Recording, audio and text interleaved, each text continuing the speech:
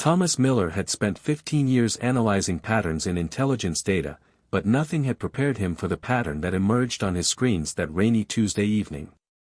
The woman had appeared in exactly 37 surveillance cameras across Washington, D.C., always for precisely 3 seconds, always walking with the same measured pace, always wearing that distinctive red coat that seemed to shimmer unnaturally under artificial light. No one moved through a city's surveillance network with that kind of precision unless they wanted to be found by someone specific. Thomas rubbed his tired eyes and glanced at the clock, 11:47 p.m. The office floor was empty except for the gentle hum of computers and the muted patter of rain against windows. He should have gone home hours ago, but the mystery woman's pattern had hooked him, each appearance exactly 17 minutes apart, moving in a spiral pattern toward. He sat up straight. Toward his building. The next appearance, if the pattern held, would be. A soft knock on the fire escape window made him jump. Through the rain-streaked glass, he saw a woman in a red coat, her pale face illuminated by the glow of his monitors. Their eyes met, and Thomas felt a jolt of recognition despite never having seen her in person before. His security training screamed at him to call it in. Protocol dictated immediate notification for any breach of a secure facility. Instead, he found himself walking to the window, drawn by something in her expression, a mixture of determination and desperation that seemed too genuine to fake. The window latch clicked open under his fingers. "You've been leaving me breadcrumbs," he said. "And you're the only one who followed them." Her voice carried an accent he couldn't quite place. She climbed gracefully into his office, water dripping from her coat onto the industrial carpet. Up close, he noticed subtle oddities about her appearance. Her eyes seemed to reflect light like a cat's, and her movements were almost too fluid to be natural. "I'm Astrid," she said, extending her hand. When he took it, her skin was fever-warm despite the cold rain. "And I need your help, Thomas Miller, because in approximately 13 minutes, a team of men will arrive to take me to a facility where I will disappear forever. They've been following me too, just not as cleverly as you have." Thomas should have pulled away, should have reached for his phone or his panic button. But the genuine fear in her voice reached something in him that 15 years of intelligence work hadn't managed to completely bury, the part that still believed in doing what was right over what was regulated. "Why me?" he asked, even as he was already moving to his computer to disable the floor's security cameras. "Because you see patterns others miss. Because your psych evaluation shows a strong moral compass despite career pressures. Because," she paused, and for a moment her composed facade cracked, showing something alien and vulnerable underneath, "because I've run out of options, and you're my last hope." The elevator pinged in the distance. Astrid tensed, her hand tightening on his arm. "They're early." Thomas made a split-second decision that would change his life forever. He grabbed his go bag from under his desk, the one every intelligence officer kept packed for emergencies, and headed for the stairwell. "There's a service exit through the basement. If we..." "It's watched," Astrid said. "They have the building surrounded. But I know another way out if you trust me." That was the question, wasn't it? Everything about this screamed trap, and yet. The pattern that had led him to this moment had been too perfect, too precise to be a simple setup. And something in him recognized a deeper pattern, the universal signature of someone genuinely running for their life. "Lead the way," he said, surprising himself with his own certainty. Astrid's smile contained equal parts relief and sadness. "Thank you. And Thomas? Whatever you think you know about the world, about what's possible, be prepared to question it all." Heavy footsteps echoed down the hallway as they slipped into the stairwell. Above them, a door burst open, and voices called out in crisp, professional tones. Thomas and Astrid descended into the darkness, her red coat somehow still shimmering without any light to reflect, and with each step down, Thomas felt reality as he knew it receding further and further away. He had spent his career looking for patterns in the noise of global intelligence.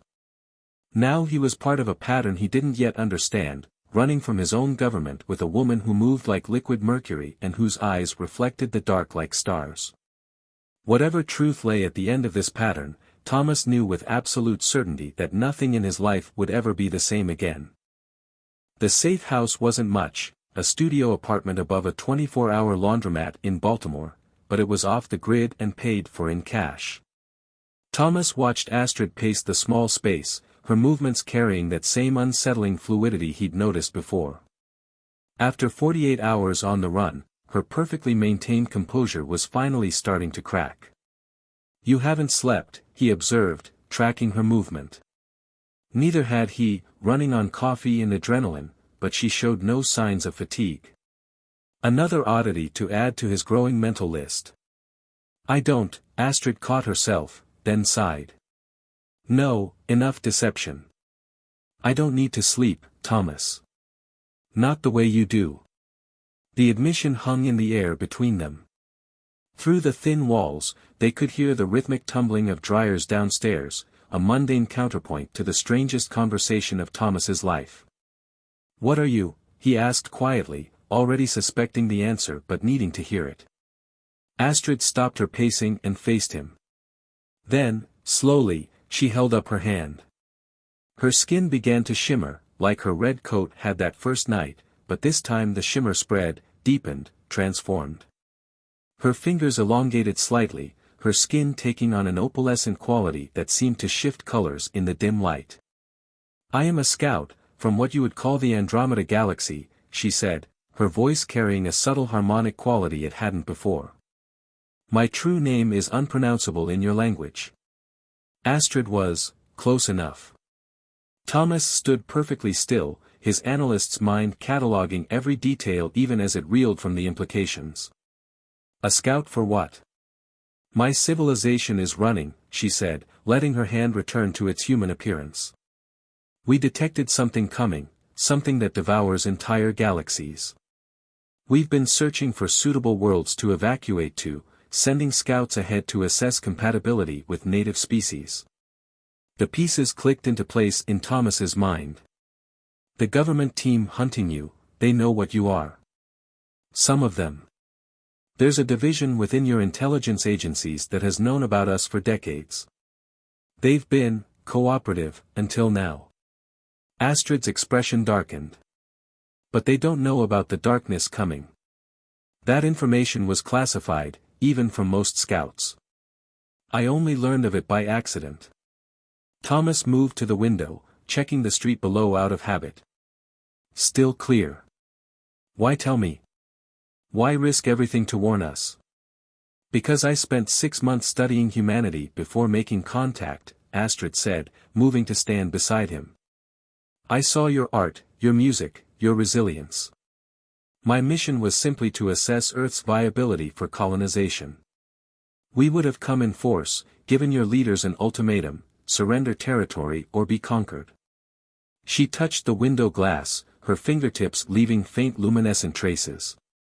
"But I saw something in humans that my people have lost in their advanced state, an adaptability, a drive to overcome impossible odds. I believe that together, we might find a way to fight the darkness. Separately, both our species are doomed." A police siren wailed in the distance, making them both tense. But it passed, fading into the urban night. "The men hunting us," Thomas said, processing everything. "They're not trying to stop you from revealing alien life to the public. They're trying to stop you from revealing what's coming." Astrid nodded grimly. "There's worse.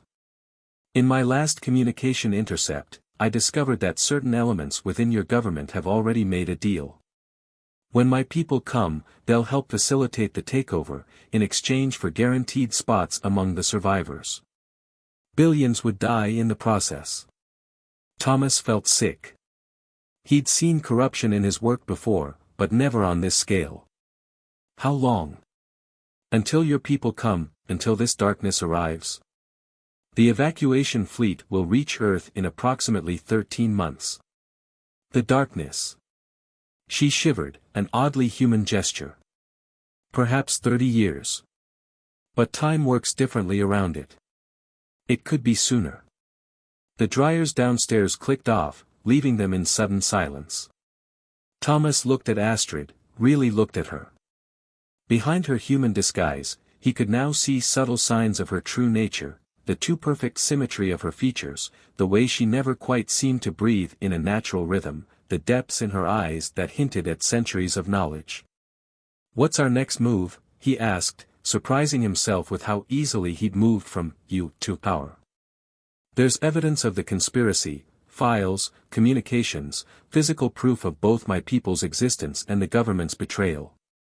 It's scattered across various secure facilities. With your access and my knowledge, we could expose everything," Thomas finished. "Force them to tell the public the truth, give humanity a chance to prepare, to choose its own fate." Astrid's expression softened. "It would mean becoming traitors to both our peoples. There would be no going back." Thomas thought of his career, his life's work in intelligence. Then he thought of billions of lives, of the weight of secrets kept by those who had sworn to protect those lives. "Some secrets," he said quietly, "deserve to be broken." Astrid reached out, her hand taking his. Her touch was still fever-warm, but now he understood why. They stood together at the window, watching the city lights flicker like stars, while somewhere above those lights, an unstoppable darkness was spreading between the real stars, devouring worlds, racing toward Earth with impossible hunger. They had 13 months to save humanity. Thomas squeezed Astrid's hand, feeling the subtle alien strength in her grip, and knew that whatever came next, he was exactly where he needed to be. The facility's alarm blared just as Thomas finished copying the files. He yanked the drive free, heart pounding against his ribs. "Astrid, we need to." The words died in his throat. Through the office window, he saw them, 3 figures moving with that same liquid grace that Astrid possessed, but wrong somehow. Where her movements were elegant, theirs were predatory. Their human disguises seemed to ripple in the emergency lights. "Enforcers," Astrid breathed, her own disguise flickering with stress. "They've found us." The past week had been a dangerous game of cat and mouse across the eastern seaboard, breaking into secure facilities to gather proof of the conspiracy. They'd found more than they'd bargained for, project names like Stellar Sanctuary and Exodus Protocol, lists of chosen survivors, construction plans for hidden bunkers that could shelter only a fraction of humanity. But now their hunters had caught up. "The ventilation shaft," Thomas said, "already moving." His years of analyzing facility blueprints were paying off in unexpected ways. "It connects to the old maintenance tunnel system." They squeezed into the shaft just as the office door burst open. Through the grate, Thomas watched the 3 enforcers enter. Their faces were too symmetrical, too perfect, like Astrid's but stripped of all warmth.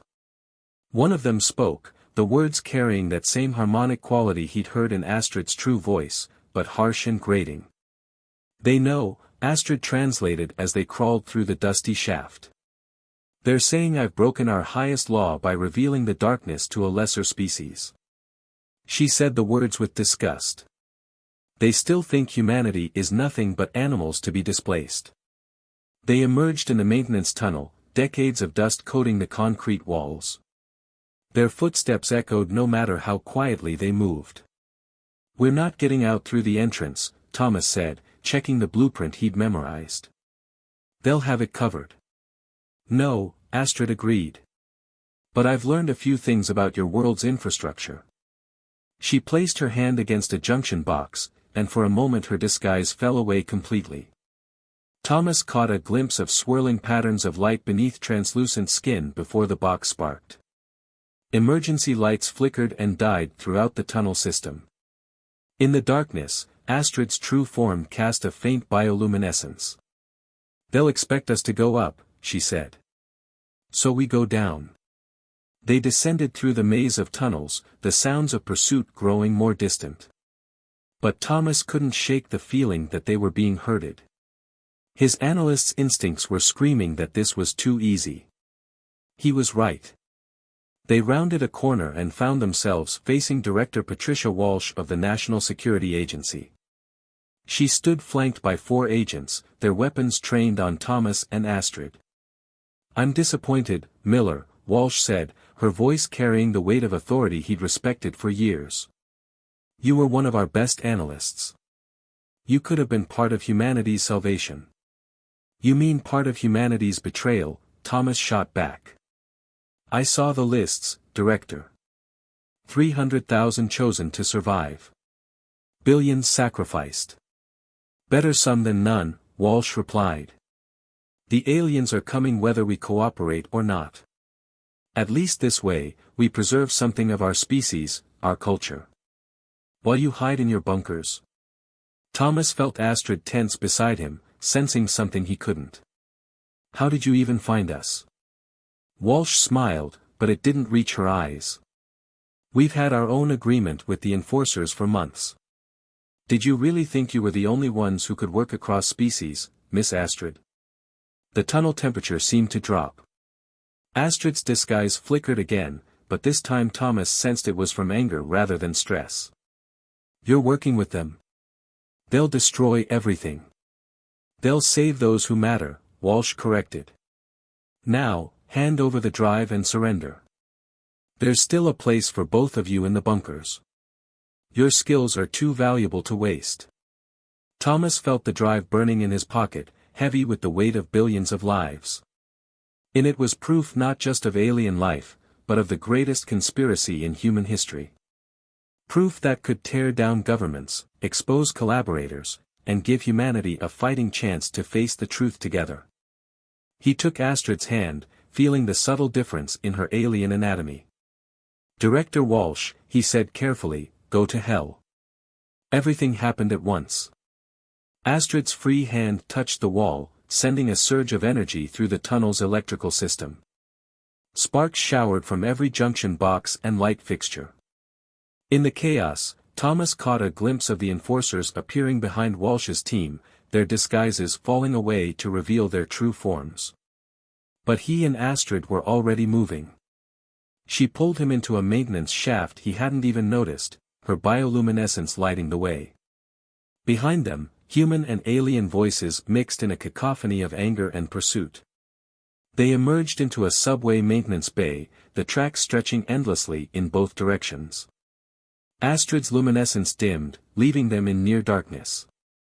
"They'll expect us to run," she said, her true voice harmonizing with worry.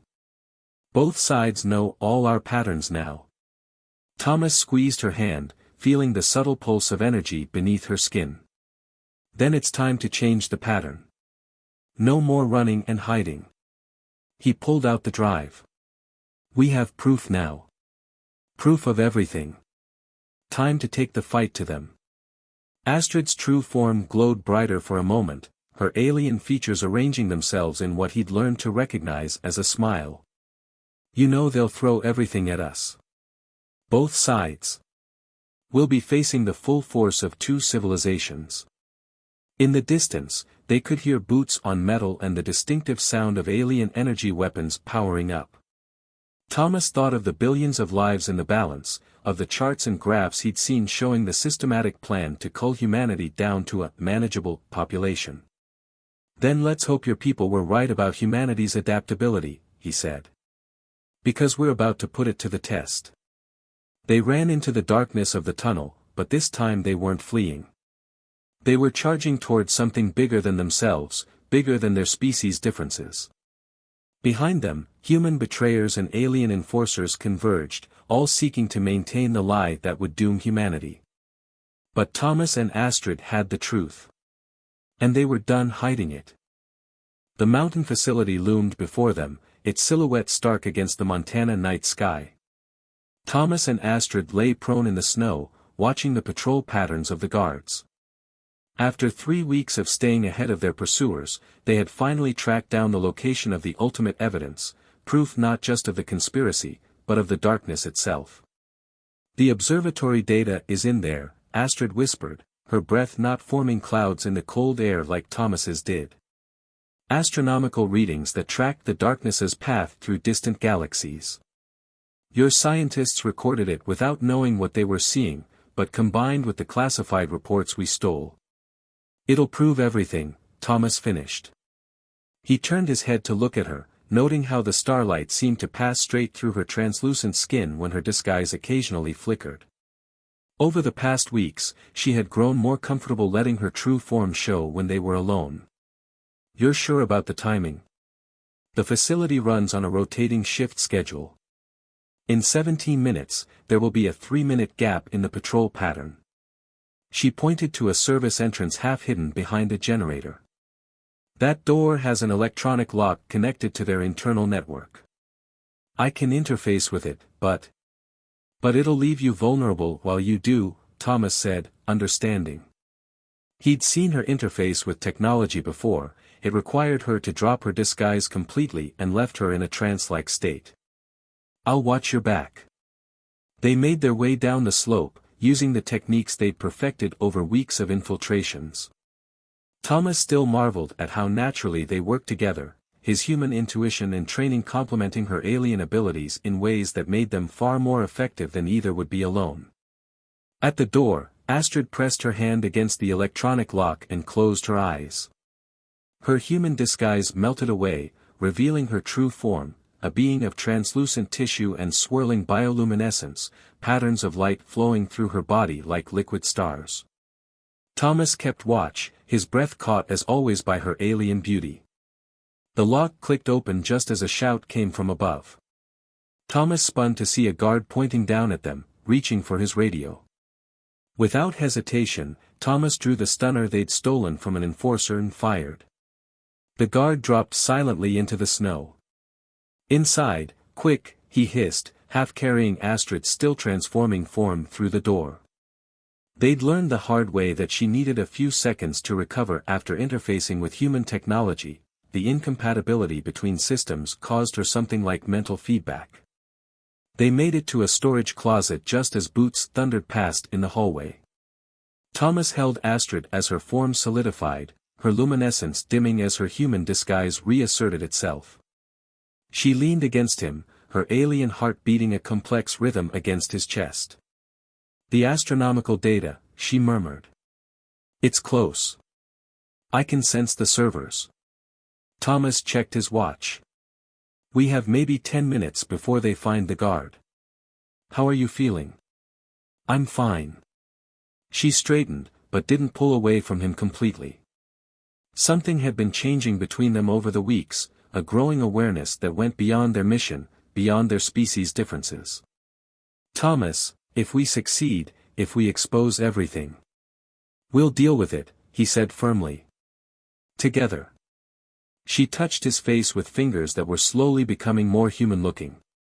My people will never accept this. A scout, falling in love with a member of a lesser species. Her expression held both wonder and sadness. It's even more forbidden than warning humanity about the darkness. Thomas's heart jumped at the word love, but before he could respond, an alarm began to wail. Not the intruder alarm they'd expected, but something different. No, Astrid breathed, her eyes widening. No, no, no. What is it? That's a deep space alert. The kind your facilities use to track asteroids and solar phenomena. Her voice shook. Thomas, they're here. My people's advanced scouts. They're not supposed to arrive for months yet. Thomas's mind raced. They're accelerating the timeline. Walsh and the others, they must have warned them we were close to exposing everything. They looked at each other in the dim closet, the reality of their situation sinking in. Outside, they could hear the facility coming alive with activity as humans and hidden aliens alike responded to the alert. The server room, Thomas said. We stick to the plan. If their ships are coming, we need that astronomical data more than ever. Humanity needs to see what they're really facing, both the immediate invasion and the darkness behind it. Astrid nodded, her form stabilizing fully. Through here, she said, leading him into the hallway. They moved like shadows through the chaos of the facility, using the confusion to their advantage. Thomas noticed she kept her hand in his even though they both knew it would be tactically safer to separate. The server room, when they reached it, was unmanned, everyone had rushed to the observatory level above.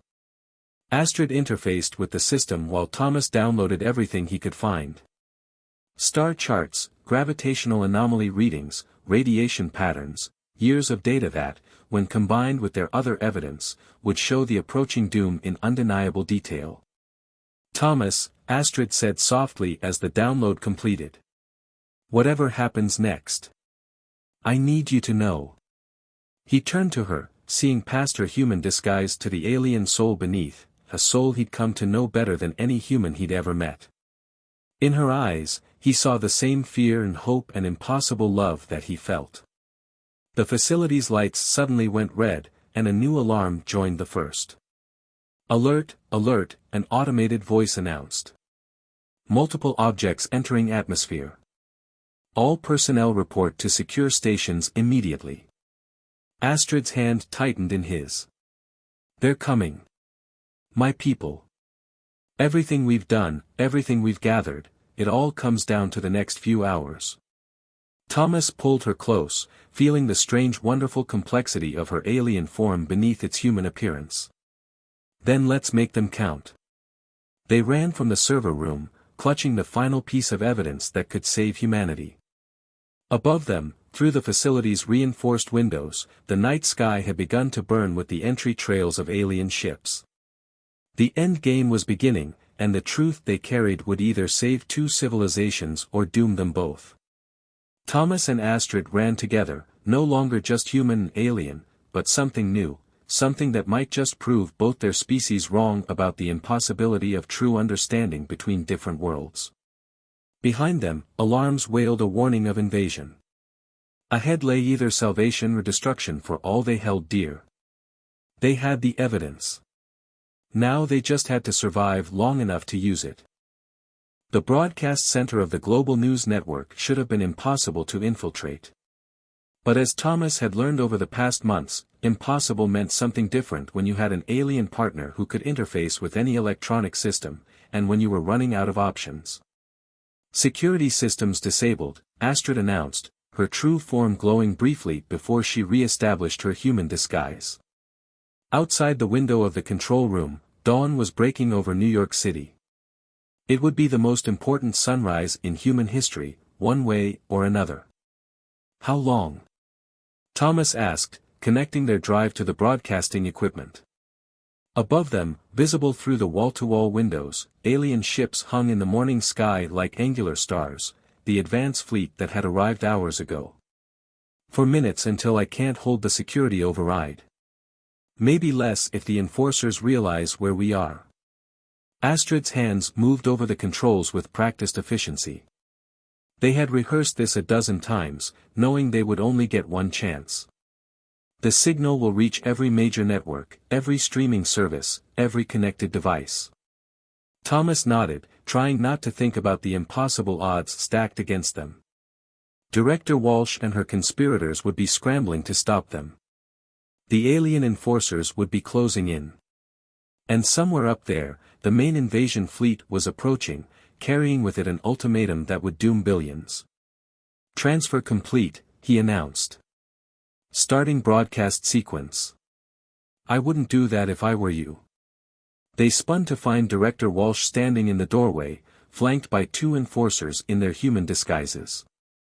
She looked exhausted but grimly determined. "Patricia," Thomas acknowledged, keeping his hand near the broadcast trigger. "Come to give us one last chance to join your bunker society. I came to stop you from destroying humanity's only chance at survival." Walsh stepped forward, her expression almost pleading. "Think about what you're doing. If you expose everything, the deals we've made, the preparations, the darkness itself, you'll create global panic. The aliens will have no choice but to take control by force. Billions will die in the chaos." "Billions will die anyway, under your plan," Thomas countered. "At least this way, humanity has a chance to face the truth together. To fight back. Fight back." One of the enforcers spoke, its human disguise flickering with disdain. "Your species can barely reach its own moon. The darkness devours galaxies. What hope do you have alone? Not alone, Astrid said. She moved to stand beside Thomas, her hand finding his. Together. All of us. My people's technology, humanity's adaptability and determination. It's the only way any of us survive. Walsh shook her head. It's a fantasy. The Alien Council will never agree to work with humans as equals. And humanity isn't ready for the truth about what's out there. This is the only way: controlled evacuation, preserved knowledge, a chance to rebuild. You're wrong, Thomas said quietly. About all of it. And we can prove it. He nodded to Astrid, who raised her free hand. Her human disguise fell away completely, her true form blazing with inner light.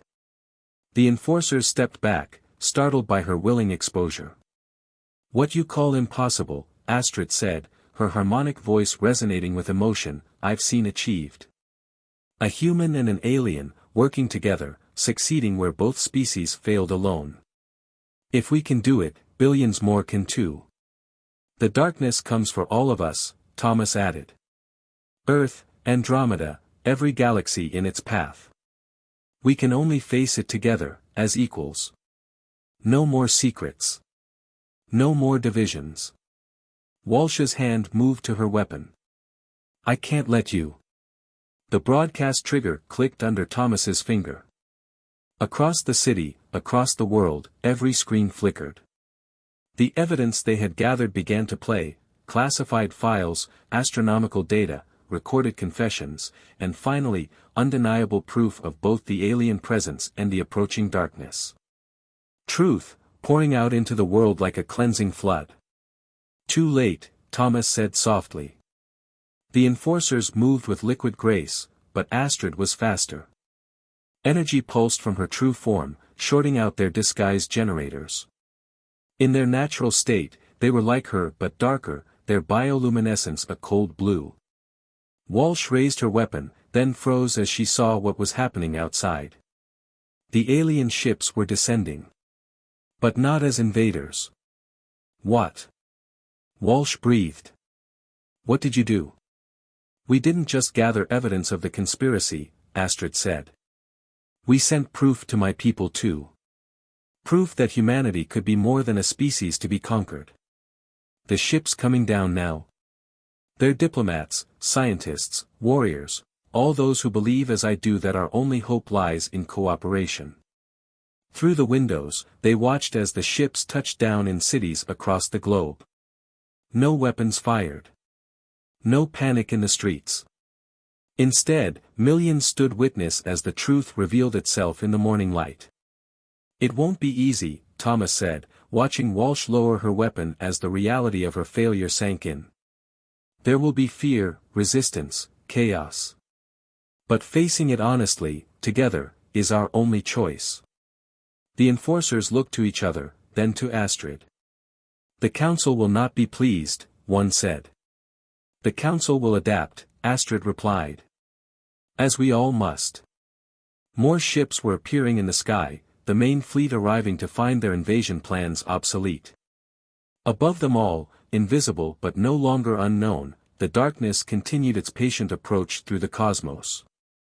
But now, for the first time, two civilizations would face it together, their combined strength offering hope where separation had promised only extinction. Thomas turned to Astrid, seeing in her alien features the same love that had made all of this possible. Ready for whatever comes next.